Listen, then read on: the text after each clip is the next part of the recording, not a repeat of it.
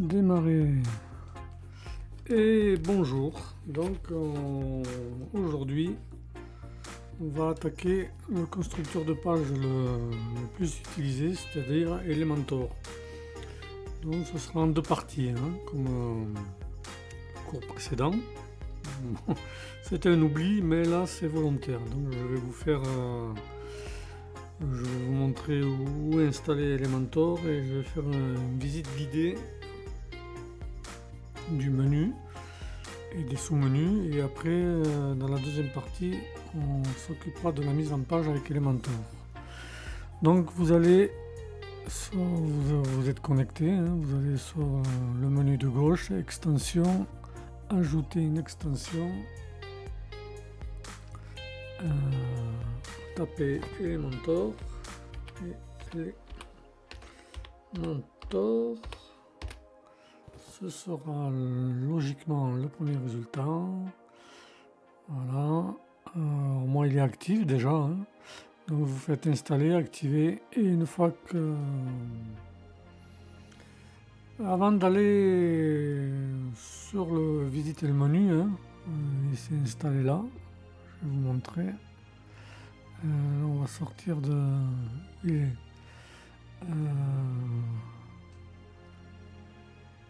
On va sortir d'extension, tableau de bord.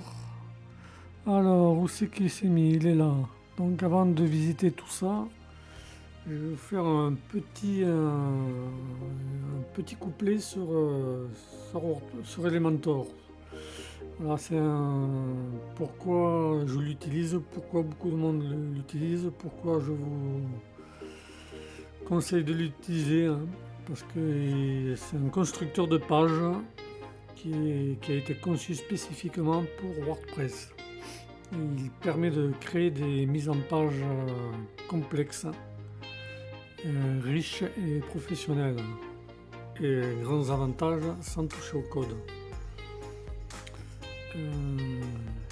Son secret, on peut appeler ça un secret, c'est une interface en glisser-déposer incroyablement intuitive. Ça, vous verrez qu'on fera de la mise en page. Et on peut voir en temps réel ce qu'on construit. Ça aussi, ce sera visible dans la deuxième partie pour la mise en page. Alors, quels sont les avantages d'utiliser Elementor? Déjà, il est facile à utiliser, même si vous débutez complètement dans la création de site web. De votre site web. Il offre une vaste gamme de widgets, des éléments comme des titres, des images, des sous-titres, des boutons. Il y a même des modèles préconçus pour démarrer. Vous verrez quand on va visiter le menu Elementor. Et en plus, cerise sur le gâteau, il est compatible avec la plupart des thèmes et plugins ou extensions WordPress, ce qui lui assure une grande flexibilité. Alors, on va commencer. Elementor, il est là. On fait dérouler le menu et on va dans Réglages. Non, on va d'abord, je vais vous montrer Général. Voilà. Faisons les choses dans l'ordre. Là, je vais vous le mettre en français. C'est la page d'accueil. C'est un peu comme dans le cours précédent. Voilà, si vous voulez des centres d'aide, chaîne YouTube, communauté Facebook, blog. Ça, en général, c'est des versions, ça va avec la version payante. Je vais, par exemple, peut-être pas tous, logo du site personnalisé. Ça va basculer chez Elementor. Non, ça a basculé pour le logo du site.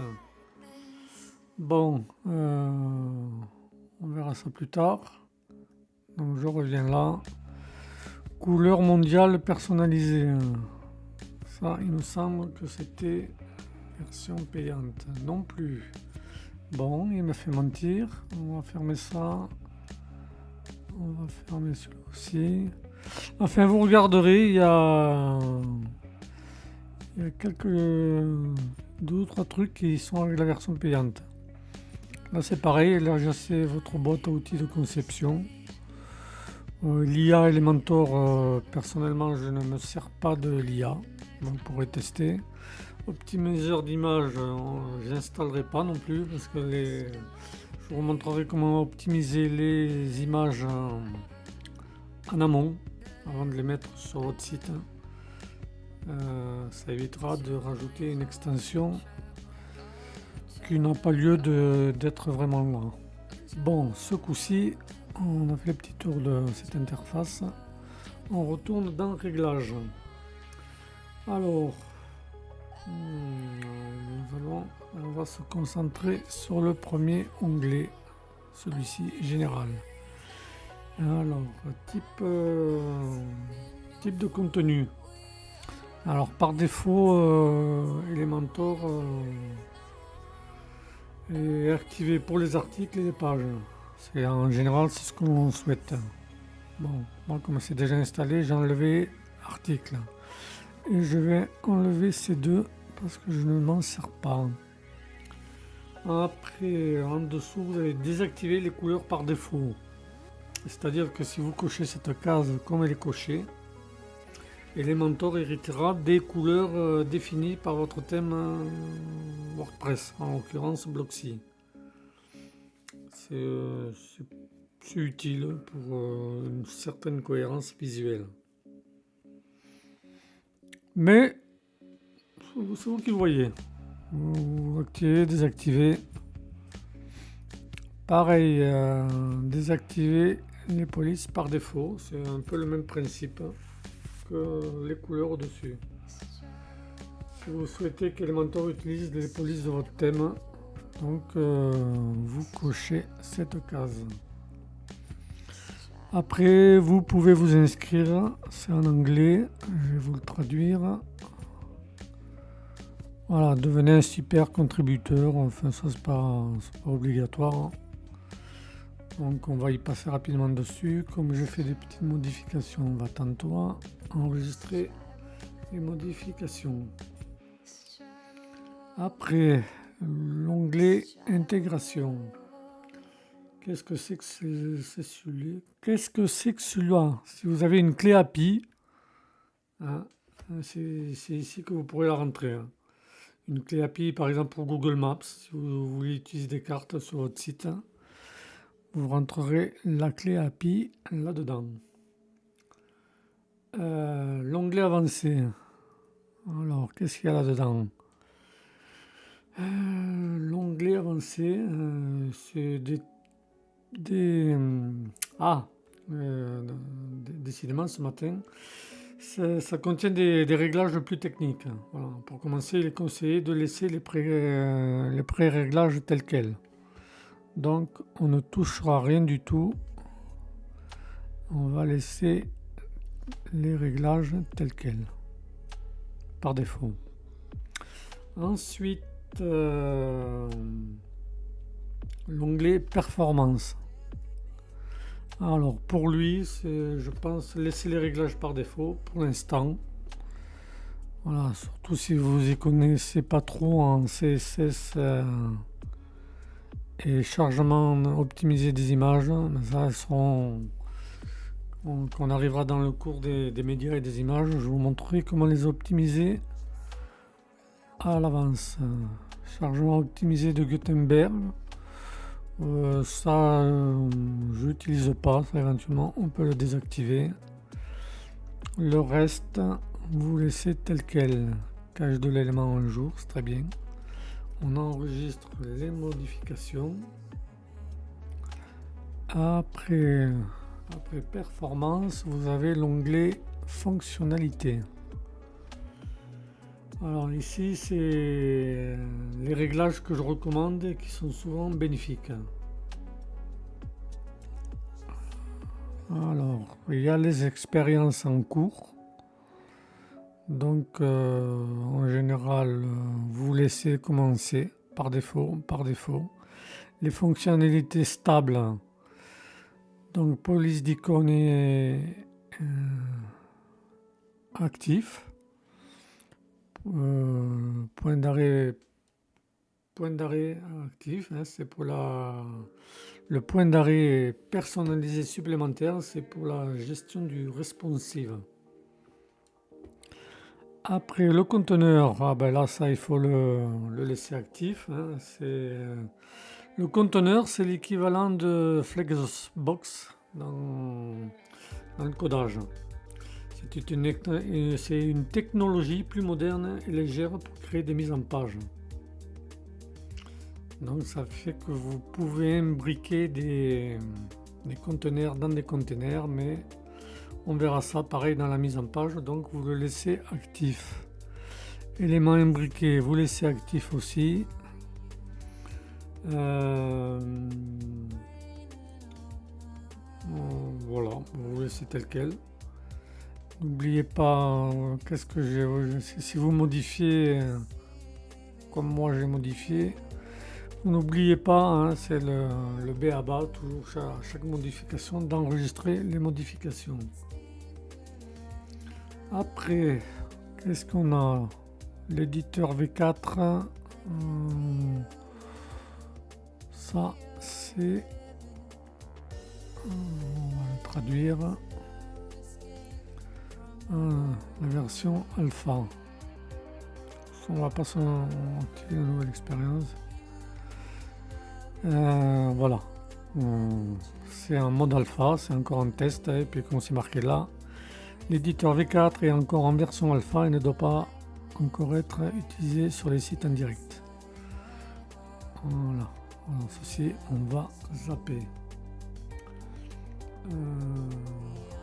Après, où j'en suis? On va passer gestionnaire de rôle qui est ici. Alors le gestionnaire de rôle, c'est utile s'il y a plusieurs personnes interviennent sur votre site. S'il n'y a que vous, vous touchez rien. Bon, ça Matomo vous n'aurez pas encore parce que vous ne l'aurez pas installé. Voilà, il n'y a rien à toucher, il n'y a rien à modifier. Enfin bon, si jamais vous êtes 2 ou 3 à travailler sur le site, hein, des fois que ce soit un bloc ou voilà, aucun accès à l'éditeur, vous voyez. Et attends, il y a quand même des mises en garde. Enfin bon, là il faut mettre à niveau, c'est la version payante. C'est pareil, mise à niveau, donc vous laissez tel quel. Il n'est pas utile de prendre la version payante. Gestionnaire de rôle, on vient de le faire. On va passer. Oui, alors que je vous explique le gestionnaire de rôle, ça ne va pas être assez clair. Hein. C'est une fonction qui permet de désactiver l'utilisation d'Elementor en fonction des rôles des utilisateurs. Ça touche plus particulièrement un blog, hein, c'est-à-dire éditeur, auteur, contributeur, abonné. Par défaut, tout le monde peut utiliser Elementor. Donc là, vous pouvez restreindre cet accès pour éviter des modifications non désirées par des utilisateurs qui seront moins expérimentés que vous. Alors, sous gestion, on va passer à l'onglet, le sous-menu suivant, gestionnaire d'éléments. Alors là, attention à ne pas utiliser. Enfin, ça permet d'activer et de désactiver des widgets, hein, qu'on verra dans la mise en page. Alors faites bien attention avant de désactiver et de vérifier que vous n'utilisez pas le widget. Hein. Si vous le désactivez, les effets qu'il produira sur votre site ne seront plus là. Voilà, ça les supprimera de l'éditeur d'Elementor et de votre site, hein, évidemment. Et ceci pourra casser votre mise en page et l'apparence de votre site. Donc, ouais, il y a une bonne liste de widgets. Après, si vous êtes sûr de ceux que vous n'utilisez pas, vous pouvez venir ici et les désactiver. Bon, ça c'est Elementor Pro. On laisse tomber. On ne va pas utiliser la version Pro. Alors après, nous allons dans Outils. Ouvrez, enfin général. Alors, régénérer le CSS, non. C'est le cache d'Elementor. Et c'est ici que sont stockés les styles CSS dans des fichiers. Si jamais vous avez un problème d'affichage, cette option va vous permettre de recréer ces fichiers. C'est facultatif à vraiment utiliser vraiment en cas de besoin. Synchroniser la librairie. Alors ça, Elementor à la base propose une bibliothèque de modèles et de blocs. En général, elle se met, non, elle se met à jour automatiquement. Donc ce bouton permet de forcer la synchronisation manuellement. Donc c'est pareil qu'au-dessus, c'est une action facultative. Ensuite, le mode sans échec. Si vous rencontrez des conflits, par exemple avec une autre extension, un autre thème, il n'y aura pas lieu d'être puisqu'il n'y en aura qu'un. Il peut y avoir des fois des conflits avec des extensions. C'est pour ça que quand on va étudier les extensions, je recommande de les mettre à jour manuellement. Si vous faites mise à jour automatique et qu'il y en a une qui pose problème, il va falloir tout désactiver et réactiver au fur et à mesure. Donc autant les mettre à jour petit à petit et de regarder s'il y en a une qui pose problème. Donc effectivement, d'activer cet onglet, ça peut vous aider à identifier la source du problème. Mais bon, moi je le laisse désactiver. La barre de débogage, c'est pour obtenir des informations techniques lors des tests de débogage. On va laisser désactiver et vu qu'on n'a rien modifié, on va pouvoir passer à la suite, c'est-à-dire au remplacement du URL. Alors, attention, ici c'est une fonctionnalité assez puissante et ça peut avoir des conséquences importantes sur votre site. Effectivement, elle permet de changer l'URL de votre site directement dans la base de données et de mettre à jour les données d'Elementor en conséquence. Alors, faites très attention à n'utiliser que dans des cas très précis, comme par exemple une migration de site. Ça aussi, ce sera un cours qui sera abordé. Et si vous savez exactement ce que vous faites, voilà, une mauvaise manipulation ici peut rendre votre site inaccessible. Après, onglet contrôle de version. Attention, à un moment donné, rétrograder. Non, c'est pas recommandé. Vous restez sur la dernière version en ligne. Après, si vous rencontrez un problème, c'est pas recommandé, mais s'il y a un problème de compatibilité après une mise à jour d'Elementor, et c'est vraiment irréglable, vous avez la possibilité de rétrograder vers la version antérieure. Pareil, là vous pouvez devenir un bêta-testeur. C'est vous qui voyez. Donc on va passer à l'onglet suivant, mode maintenance. Ça, c'est une fonctionnalité très pratique.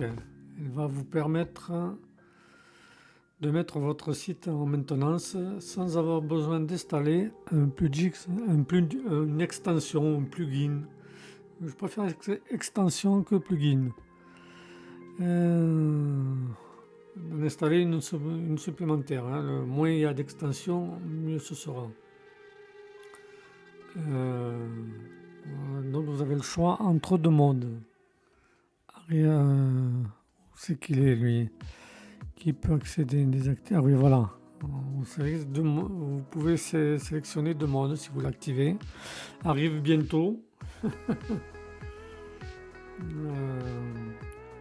Ça renverra l'utilisateur à un code HTTP 200 indiquant que le contenu arrive. Et le mode maintenance qui renvoie également à un code HTTP 503 indiquant que le site est temporairement indisponible. Si vous décidez d'activer pendant que le site sera donc en maintenance, mais je vous montrerai sur l'hébergeur Odeswitch. On peut modifier le site sans que ça affiche, sans que ça perturbe l'affichage actuel. Voilà, c'est ça dans un prochain cours. Sans doute dans les bonus que je mettrai à la fin de ces modules. Donc là, choisir un modèle. Vous avez, il n'y a pas de qui peut accéder. Ah oui, qui peut accéder? Les personnes qui sont connectées, mais je conseillerais plutôt personnaliser. Vous choisissez personnaliser. Hein. Bon ben, s'il n'y a que vous, c'est pas la peine. Hein. Vous êtes administrateur. Enfin, si vous pouvez le cocher. Et après, si ça vous laissez tomber. Hein. Comme je vous l'ai dit précédemment, c'est une alternative à Google Analytics. On verra ça en son temps. Donc si vous êtes plusieurs, vous pouvez choisir qui pourra accéder au mode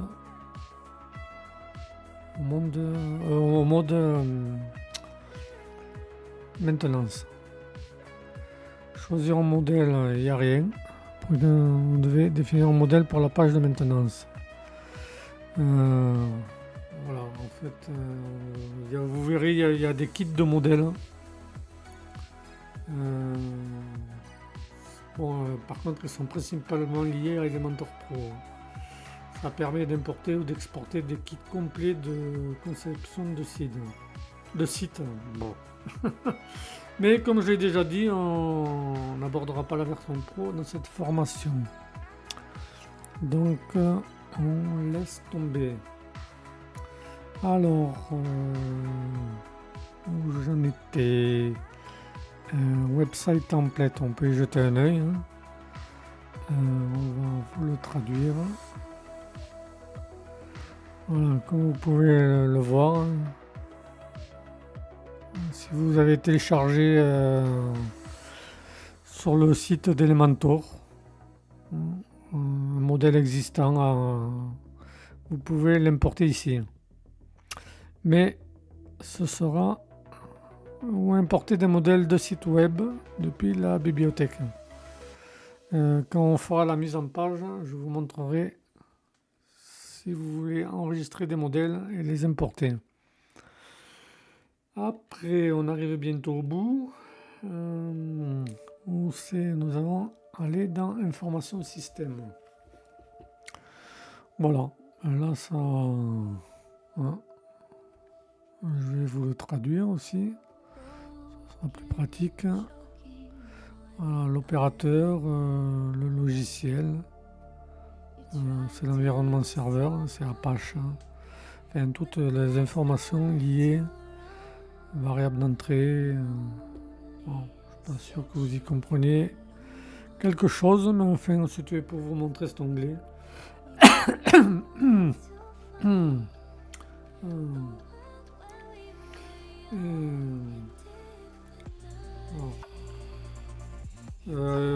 Bon, il peut y avoir un problème de limite de mémoire. Voilà. Ça peut être utile de noter ces informations si vous avez un problème de limite de mémoire. Ce sera, ça vous sera demandé.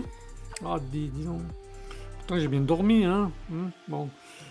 Si vous contactez le support d'Elementor pour de l'aide.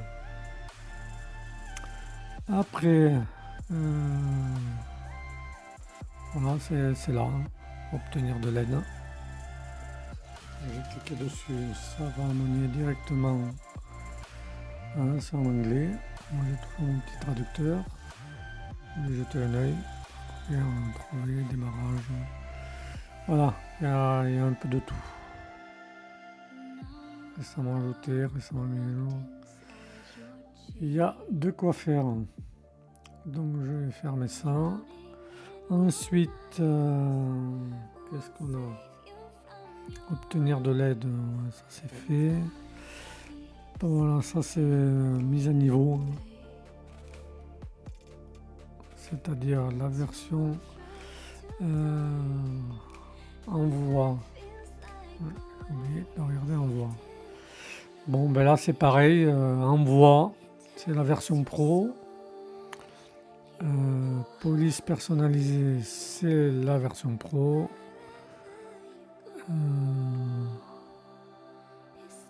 Icône personnalisée, c'est également la version pro, hein, mise à niveau. Et vous l'aurez deviné, code personnalisé, bon ben là c'est la version pro aussi. Et module pour finir. Voilà, vous avez des modules populaires. Mais bon ben là c'est la version pro. Je vais vous les traduire. Ça c'est garder vos emails WordPress hors de dossier. Non, ça on n'utilisera pas. Optimiseur d'image pareil. Voilà, il y en a que vous pouvez installer. Et d'autres, là où il y a marqué installer, c'est version gratuite. Non, mais bon. Ça c'est un add-ons, mais qui a pas mal de fonctionnalités gratuites et qui permettent de faire de l'interactivité. Mais ça, on le verra dans la mise en page. Je ne vais pas faire une troisième partie, je ferai une deuxième partie qui sera composée de deux parties, la mise en page et des add-ons spécial Elementor pour ajouter des fonctionnalités. Bon, ça pareil, l'intelligence artificielle, je ne m'en sers pas. Vous pouvez tester, mais bon, il y aura un nombre limité d'essais. Après, il faudra passer à la version payante. Alors ça, c'est pareil, c'est des add-ons, on va le voir aussi. Ça, c'est pro. Qu'est-ce qu'il y a encore? Voilà, allons-y, c'est la version pro. Donc vous aurez vu, il y a beaucoup de modules liés à la version pro. Bon, et ben c'est fini pour cette première partie et je vous retrouverai très rapidement pour faire la suite. À bientôt.